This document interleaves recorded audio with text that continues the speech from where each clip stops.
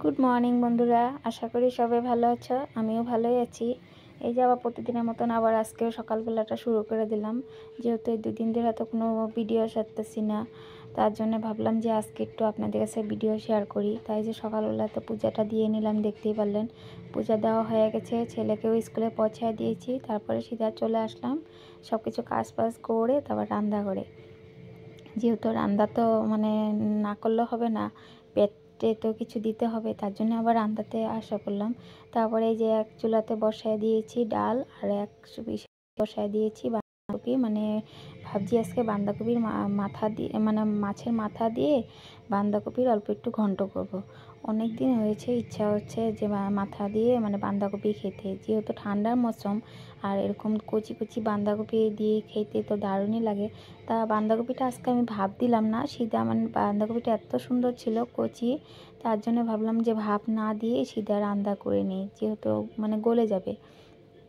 তার জন্য এই যে আমি আগে মাছের মাথাটা ভেজে নিলাম, তারপরে এখানে একটু শুকনা জিরা আর গোটা জিরা আর একটু তেজপাতা পুরন দিয়ে সোমবারে বসায় দিলাম বাঁধাকপিটা। তা এদিক দিয়ে বাঁধাকপিটা হতে মানে হতে ইসে হয়েছিল, তারপরে দেখুন না আমার কাম বেড়ে গেলো। এদিক দিয়ে আমি একটু একটা অন্য কাজে চলে গেলাম, যাওয়ার পরে এদিক দিয়ে ডাল বসায় দিয়ে গেছিলাম। স্টিমটা একটু কমায় দিলেই হতো, কিন্তু আমি কি করবো, যে কামের মানুষের না তাড়াহুড়াতে সব কিছু কাম বাড়ে।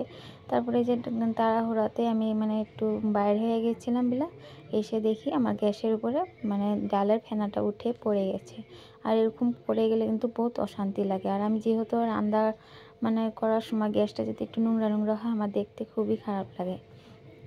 তাই যে বাঁধাকপিটা এখন যে হচ্ছে, আর ভাবছি একটু জহা চাউল একটু মিক্সিতে গুঁড়া করে দিব। তাই এরকম দুঃখের ব্যাপার, আজকে মিক্সিতে ভাবছি একটু মিক্সিতেই সে করে দিব, পাটাতে আর করব না। আর যেহেতু আমি পাটাতে করি কমেই, তাই দিক দিয়ে কারেন্ট নেই, কী করব। তারপরে এখন সিধা চলে যেতে হয়েছে।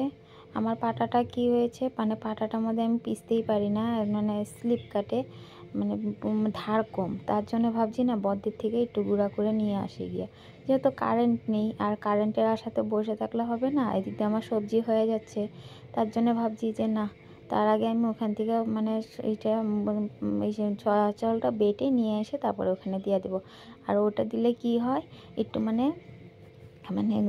সবজিটা একটু ঘন ঘন টাইপ হয়, খেতেও ভালো লাগে। আর সঙ্গে একটু গরম মশলা দিলে তো আরও ভালো লাগে।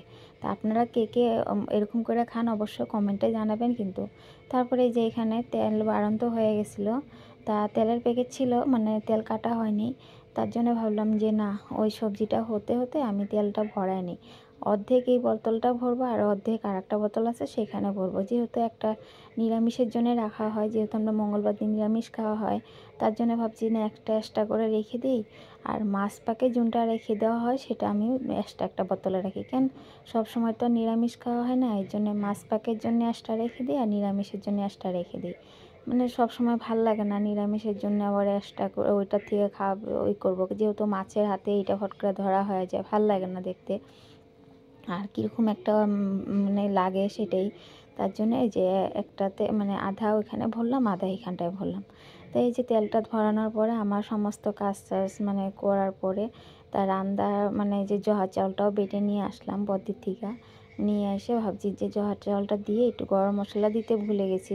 তোমার কি করব, তাড়াহুড়াতে আজকে গরম মশলা দিতে ভুলে গেছি। তা খেতে কিন্তু অত খারাপ হয়নি, ভালোই হয়েছিল। যেহেতু নতুন নতুন বাঁধাকপি তো খেতে দারুণই হয়েছিল। আর বাঁধাকপিগুলো দেখো কি সুন্দর মজে গিয়েছে। আমি কিন্তু ভাব দিইনি, আপনারা তো দেখতেই পারলেন, ডাইরেক্ট বসায় দিয়েছিলাম। তাই যে সকালবেলা পেঁয়াজ পলি আলু দিয়ে ফুলকপি দিয়ে ভাজি করা হয়েছিল, রুটি দিয়ে খেয়ে গেছে। আর অল্প একটু ছিল, সেটাও গরম করে রেখে দিয়েছি। আর সঙ্গে ছিল ডাল, আর ওই যে বাঁধাকপির মাথা দিয়ে ঘন্ট।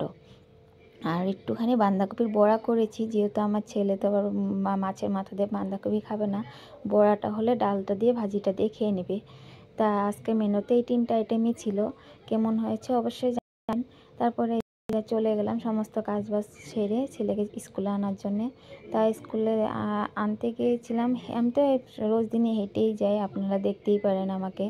আসার সময় অবশ্য টমটমে আসা হয়, তার ছেলেকে নিয়ে এসে খাওয়া দাওয়া করে তারপরে এই যে এখন ছেলে এখানে বসে কিবি মানে ওর যা যা কাজ থাকে ওগুলো করে নিচ্ছে। আর এদিক দিয়ে তোমাদের দাদা আর আমি বসে একসাথে বসে কথা বলতেছিলাম। আমাদেরও খাওয়া দাওয়া শেষ, আর খাওয়ার ব্লগটা উঠানো হয় নাই।